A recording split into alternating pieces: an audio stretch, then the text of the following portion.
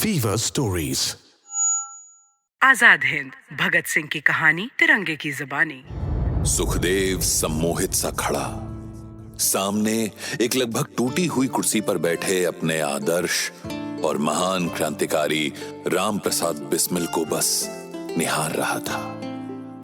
उनका चौड़ा सीना, उभरे हुए कंधे, चमचमाता ललाट, उनके भरे हुए चेहरे पर हल्की झुकी हुई मूछें। सुखदेव ने मानो अपने देवता के दर्शन कर लिए थे। ये सब क्या है सुखदेव? जी के बच्चे, अकलाते क्या हो? पूरा नाम क्या है तुम्हारा? जी सुखदेव थापर। ये बताओ, ये भगत आखिर कौन है? और ये बताओ, इस पत्र में ये सब क्या लिखा है? क्या है ये सब? सिस्टमैटिक है? कौन ये बंदा? कोई कांग्रेसी है? अकाली है? क्या है? कौन है ये भगत? पागल सा बंदा है जी। क्या बकते हो? सॉरी जी, बताया तो मैं जी। कॉमरेड है जी, नया कॉमरेड है और हमको ज्ञान पेलता है। या फिर भगवती का कोई मजाक है? जी सरदार। वो सरदार के बच्चे सीधे खड़े रहो। लो, आ गए तुम्हारे सेनापति भी। हाँ, क्या हुआ सरदार बिस्मिल? कौन है ये बच्चा और इसकी जान लेने पर क्यों तुले हुए हैं आप? जी जनाब, मैं सुखदेव। इनकलाब जिंदाबाद। हाँ। सुखदेव, हाँ, भगवती भाई ने पत्र में एक बार लिखा था तुम्हारे बारे में। और भगवती भाई ने तुम्हारे लिए भी एक पत्र भेजा है। अच्छा, और आपने पहले ही हमारा पत्र खोल लिया? किसी का पत्र उसकी आज्ञा के बिना पढ़ना बेहद गलत बात है सरदार बिस्मिल। अरे वो छोड़ो, ये बताओ पहले कि तुम कहाँ थे 2 महीने से? ठिकाने का पता भी नहीं दिया तुमने। भाई, आजाद परिंदों का कोई ठिकाना कहाँ रहता है सरदार बिस्मिल? वैसे पूछ रहे हैं तो बता देता हूँ। लाला रामदास को थोड़ा ज्ञान दीक्षा देने में लगे हुए थे हम। फिर तो उसने कुछ गुरु दक्षिणा भी दी होगी। नहीं, मुखबिरों से दक्षिणा ली नहीं जाती है, छीनी जाती है सरदार बिस्मिल। हे भगवान, जिंदा तो है? क्या मालूम, खैर छोड़ो। ये बताओ, इस पत्र में क्या है? ओह, ये पत्र। स्वयं ही पढ़ लो और हमें भी सुनाओ। ऐसा क्या? चलो पढ़ते हैं। प्रिय साथी आजाद, अपने भाई भगवती का प्रणाम स्वीकार करना। मेरा एक नया कॉमरेड है भगत। उसने एचआरए के लिए अपने कुछ सुझावों की एक बड़ी लंबी सी सूची मुझे थमाई थी। उसका कुछ हिस्सा नीचे प्रस्तुत कर रहा हूं, भगत के ही शब्दों में। भगवती भाई, जैसा कि मैंने आपसे पहले भी जिक्र किया था, किसी भी संगठन की सफलता और मजबूती के लिए बहुत सी बातें आवश्यक होती हैं। नंबर 1, किसी भी संगठन के लिए उसके एक निश्चित संविधान का होना बेहद आवश्यक है, ताकि सभी साथी उसे फॉलो कर सके। नंबर 2, रेगुलर रिक्रूटमेंट और एक्सपेंशन ऑफ द एसोसिएशन। 3, कॉमरेडों के लिए नए हथियारों का प्रबंधन और उनकी रेगुलर ट्रेनिंग और एचआरए की विचारधारा को फैलाते रहने के लिए हमें एक मजबूत नेटवर्किंग टीम की भी आवश्यकता होगी। इसके अलावा हमें देश के मजदूरों, किसानों और पीड़ितों को अपने साथ अधिक से अधिक संख्या में जोड़ने का प्रयास करते रहना होगा, क्योंकि इन्हीं लोगों में सरकार के विरुद्ध सबसे ज्यादा गुस्सा है। उफ, भाई बड़ा कमाल का लड़का है ये तो। इसने तो सचमुच दिमागी हिला डाला। इससे तो हमको मिलना पड़ेगा। नहीं, तुम नहीं।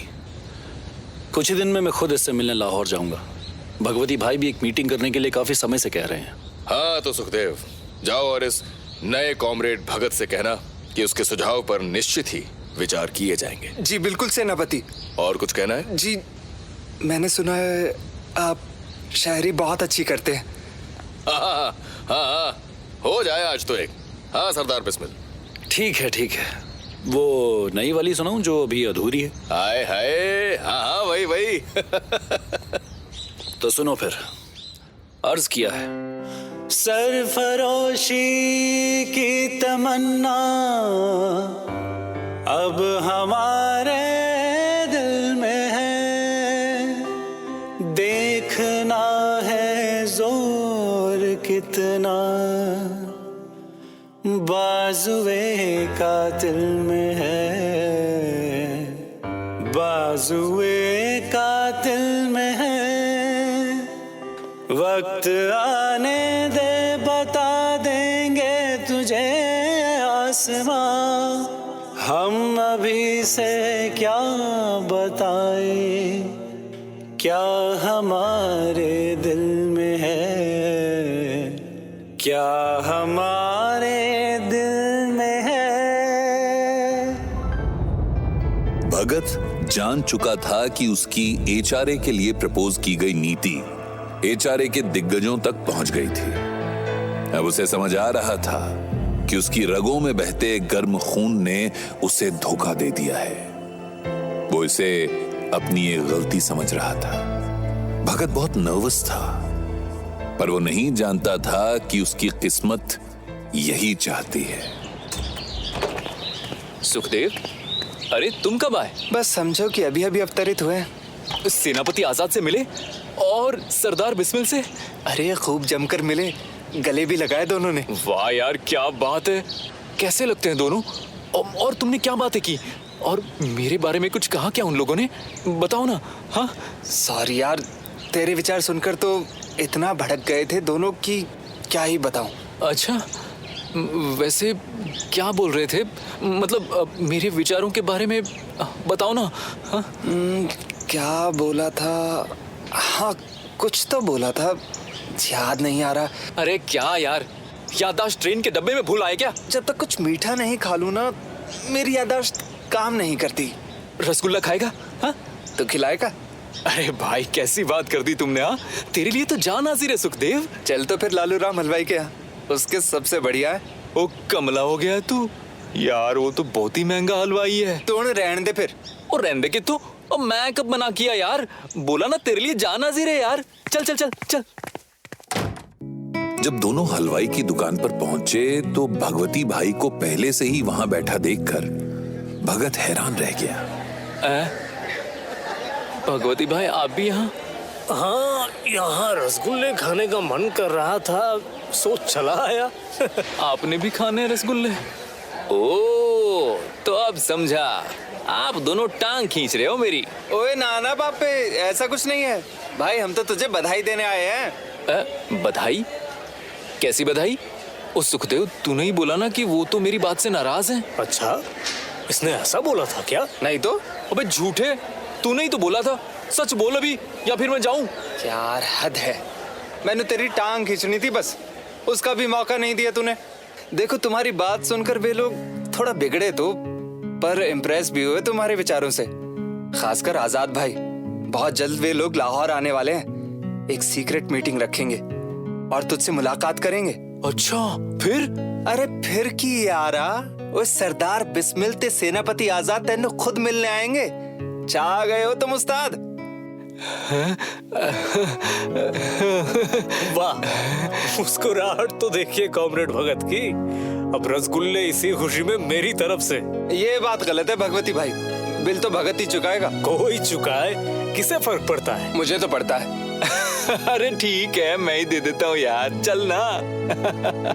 रसगुल्ले खाते खाते तीनों क्रांतिकारियों के बीच आगे की प्लानिंग का दौर भी शुरू हो गया था।